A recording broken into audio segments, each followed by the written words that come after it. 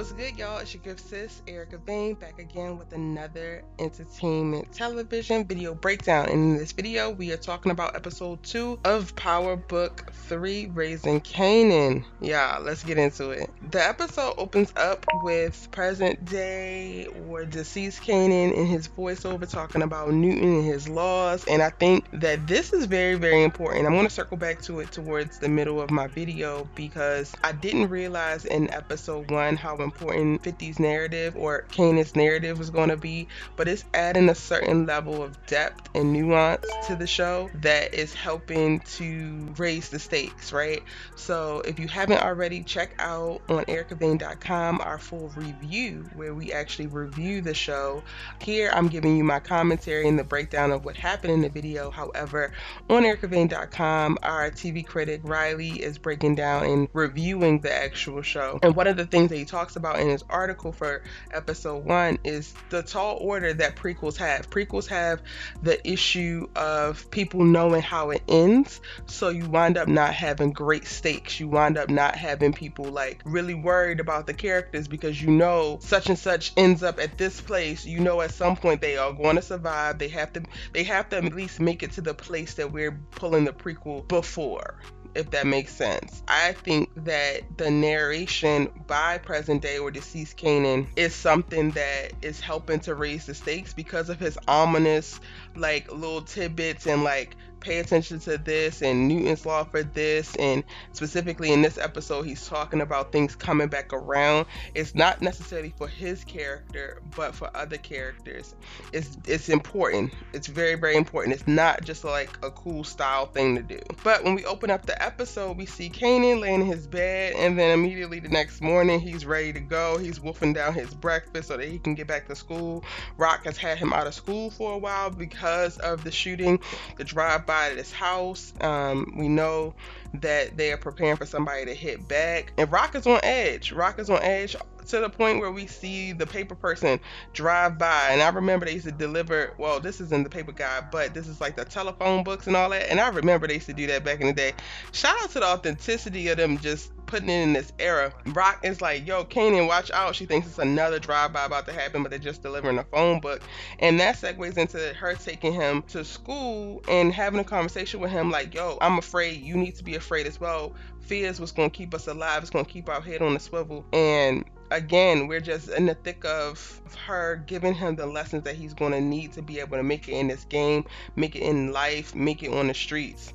And when we get to school, yo, we get to see Davina in her prime. Like, she is whooping ass. There is another young lady who claims that she was with Buck 20, but she's being mad disrespectful. Like, Buck just died a couple days ago, and she like, she don't care, whatever, and he ain't love you, and whatever. And then Davina lets you know exactly how she feel, where she at with it, and handles old girl. And I think that this is important for us to know because I think in episode 1, we kind of get the feeling of like, oh, Davina is just so sweet, the coolest, cutest, dopest girl in school. Okay, cool. And it's like, nah, now this tells you that she got another side. She can handle her own. She not some little meek little thing. And honestly, it just makes Kanan fall in love with her a little bit more, I think. Now, fast forward to Frick, Frack, and Fro. These are quickly becoming my favorite siblings on TV. Marvin, Rock, and Lulu are at the diner talking about the state of affairs. They need a new front. They need to think about what's going to happen with Kanan. We need to figure out what to do with Kanan, how they're going to protect Kanan, because people are going to be looking for him and his crew. And we get a decision made here that Lulu do not want to do, and we have no idea what it is until towards the end of the episode. A lot of people was calling it. Like, shout out to my homie Mark Dark over on his channel because he asked the question. He made a couple videos about if they was going to have to give up D-Wiz, and come to find out they did. Now, they didn't like it, but they definitely had to go ahead and take care of D-Wiz so that they can stop people from coming for Kanan, even though I think that this solution winds up still creating a different problem. I personally was like, yo, don't give up D-Wiz because he ain't do nothing. Like, all he did was support Kanan. He told Kanan about the people on the block. Kanan wanted to do a certain thing and he had his homie back, and now he's caught a bullet in the brain for it, and that just just don't seem right to me. He was given loyal. He was given soldier. I thought that good soldiers, good work gets rewarded. But back to the diner with the siblings. Yo, we're going to continue to get reminded how disjointed this sibling relationship, this business relationship is, because Marvin is sitting here scoffing down whatever he eating, enjoying it, making off the cuff comments and not really taking things seriously. Meanwhile, Lulu and Rock are like, yo, we about to handle this. They talking in code and they just really about business. I will say this, Malcolm Mays was looking good in this episode, okay? Like, not that he looks bad on a regular basis, but he was looking good. And I don't know if it's the danger, I don't know if it's the seriousness, but he was moving like a boss, moving just like, yeah. I don't even know how to explain it, y'all. He was moving like, yeah, come on, with the smooth, suave, like, ooh.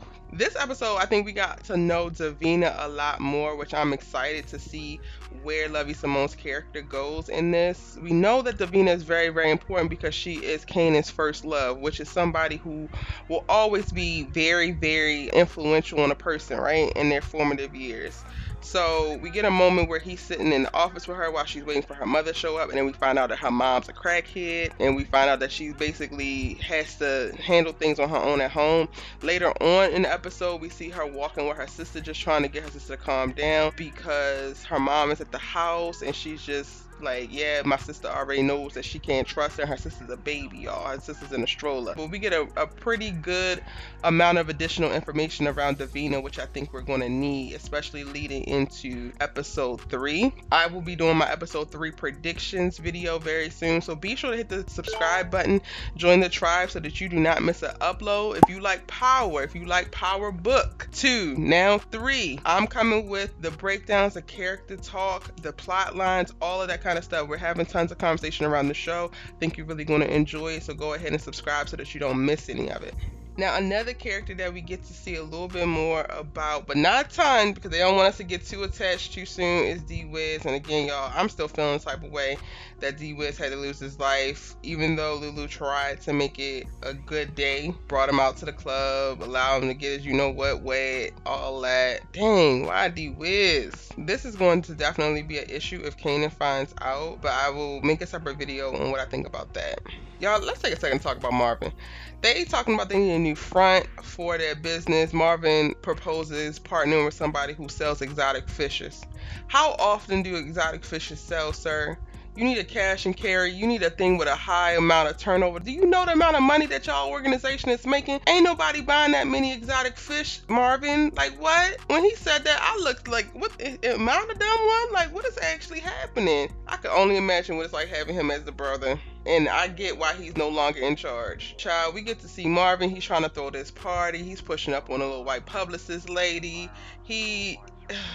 I'm going to assume, y'all, I don't know how many seasons we're going to go to with Raising Kanan, but I'm going to assume that everybody ends up dead at some point because we have not seen any of these people except for Jukebox and Power. But it's going to be interesting to find out how Marvin dies because I think it's going to be some stuff that he did on his own. Fast forward into Detective Power, who we also get a little bit of information about when he pulls up on Unique. Him and his partner Burke are having a conversation in the car. Clearly there's some tension. That's a new relationship. It's a new partnership because he's from the streets, he's in the streets, he knows the streets, he's probably a little crooked, let's be honest. He tells her to stay in the car. She pushes back a little bit, so we get the dynamic that they rolling with. But he tells her to stay in the car because he's pulling up on Unique, and because they have that familial relationship. He flexes a little bit when he come in, and Unique is playing ball, whatever. You can see that there's a little bit of mutual respect between the two. And then he talking about he got Unique as the king of the jungle, and he's going to help him stay the king as long as he handle X, Y, and Z. Sir, it's the two grown black men teaming up against a black woman. For me, ain't gonna happen, ain't gonna work. Go up against the queen, you gonna fall. Like, that's on period. And y'all deserve whatever you get, and it's finna come in hot. Because one thing that you can tell about Rock just from one episode is that she's not to be with.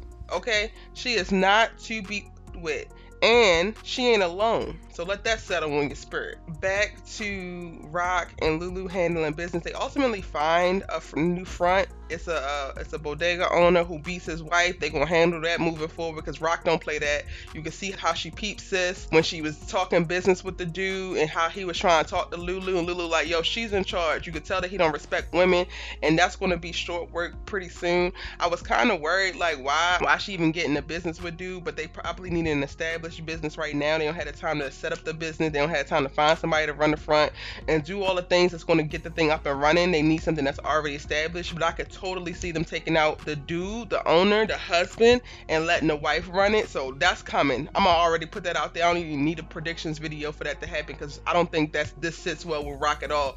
And she's gonna make sure that, either she or Lulu handles that. Now, when we talking about Kanan, Rock decides to put Kanan on the stash house so that she could keep an eye on him and keep him out the streets. I mean, I think that's a great decision, because look at you, Kanan. One day you decide to go pop off and kill a kid behind some stuff that she didn't even care about. Yes, you're going in the house. Yes, you're going in the stash house. And he thinks that this is his great moment to get put on, and he's finally in the game, but then comes to find out that he's basically being babysat and sat in one place. And Rock has to break it down to him. Yes, you are being babysat. Yes, I am putting you on ice, but I'm also seeing if you're going to pay attention and you're going to follow directions, or you're going to continue to buck me every chance you get, because people who buck me don't work in the organization. And then Kanan ain't got nothing to say. He can't say a dang on thing, because it's the truth. You need to be a good follower if you plan to be a leader. And he has had nothing but to say this whole time. Now, the setup and how, they took D-Wiz out, they definitely went out their way to make sure Kanan didn't know it, but he's going to wind up finding out,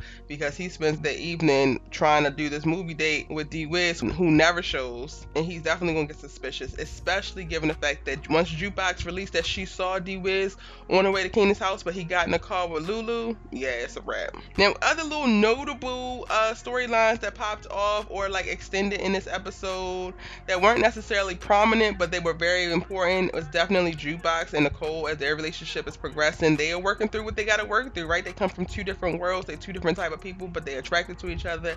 They're falling in love with each other. And then this episode, we get to see the conversation around money and privilege, and Jukebox gets offended when Nicole offers to buy her something to wear to the dance that she wants her to go with her to. And they have that little tender moment of yo, that's not what I meant. She didn't mean to come off any type of way. And it's so cute. I'm really excited seeing this relationship develop. I'm really paying close attention to Jukebox, because to start, the first two episodes, she is singing, she is holding hands, she's having feelings of butterflies, she is hustling on the street to make her money for her studio time. She is not a ruthless killer that would kidnap a teenage kid and threaten to blow his brains out for a couple dollars. She is not the Jukebox that we wind up seeing, and ultimately that Kanan winds up killing in Power. And I'm just yo, I'm almost more excited to see how Jukebox became the Jukebox that we saw than Kanan, because it seemed like it's an even bigger fall. And then the other little love connection that we're seeing take place, aside from Marvin and this little publicist lady, because that's now a thing. He out here fighting outside the dang on club for shit. I cannot throw the whole big brother away. But the other love connection we see is Symphony and Rock, and I like that Symphony got a little something to him. He knows this urban planning thing down. He knows the history of cities and how things were built. They talk about the projects and high rises and all that, and that is hot. I ain't even gonna hold you. That is some sexy stuff. Come on, man, step your intellectual game up. They have an amazing dinner at Symphony's house, and Rock is totally with it. He yo, let's take it slow. She yeah, nah, let's go. And they have their little moment, and this for me solidifies that that's a thing there in a relationship, and this is what we finna do. It's going to be interesting to see, because Symphony knows what she does, knows the business that she's in, and doesn't really care, but she also is not being straight up with him. So Lulu calls to say that D-Wiz is handled. She lies and says Kanan saying that he's going to bed. And I'm well, if y'all already had a very open and honest conversation about this, I mean, I guess you ain't going to admit that yeah, my brother just killed somebody. But why couldn't she just be yeah, that was my brother checking in? It's interesting to see how much she's going to hold back and why she's going to hold these things back. So it's another A1 episode for me from Patina Miller. I still can't believe that I have not known who this woman is this whole time, because she is freaking bodying this role as Raquel Rock Thomas. Now, before I finish my video, I do want to talk about Kanan's narration. At the start of the episode, we hear Kanan's voiceover say the laws from Isaac Newton is for every action there's an equal and opposite reaction. And that is something we got to pay attention to, because we are dropping bodies left and right, which to me means more bodies are coming, and this narration is going to give us that preview. Then towards the end of the episode, we hear him say, we all know when ish starts. We can point to the jump off. We can go back to the beginning, but we don't always know how it ends. And that's sometimes because don't end. We start things we can't stop. We do that we can't undo. And the only time that we know it's over is when it circles back. And y'all, I don't know, but them freaking words are resonating in my ear just from this narration, y'all. It, to me, it's a call to even Kanan's death in power, right? Like the first episode, they fired a bullet in the field, and Raquel was like, "That bullet's out there. It's out there, and it's circling the world, and it's coming back for you." And then in this episode, we have this narration. I definitely think it's the ominous setup for Kanan's demise, but then also each of the major characters that we're starting to fall in love with right now. This is going to be a story that really details how their demise came about too. But y'all, that is it. That is my breakdown for episode 2 of Powerbook 3, Raising Kanan. Let me know in the comment section what you thought about the episode. How are you feeling it? What questions you might have? What you loving? What you not liking necessarily? Let's talk about it all in the comment section down below. Again, join the tribe. Hit the subscribe button so that you don't miss any of my Raising Kanan videos. I'm coming to you with new Raising Kanan videos every day or every other day, because there's so much that we got to talk about, so much that we got to break down. My preview video is coming next, and then my predictions video is coming soon, and then I need to get into some of these characters. I definitely want to talk more about Davina, so we're going to do that. And if you got any requests, drop them in the comment section down below as well. If you missed any of my Raising Kanan coverage so far, click the playlist so that you can check out any of the videos that you missed. And if you're looking for something new to watch, I got 2 suggestions for you on screen as well. Get into these. These are awesome options that are amazing, dope series to check out as well. I'm your girl, Erica Vane, and I'll see you in the next video. Bye.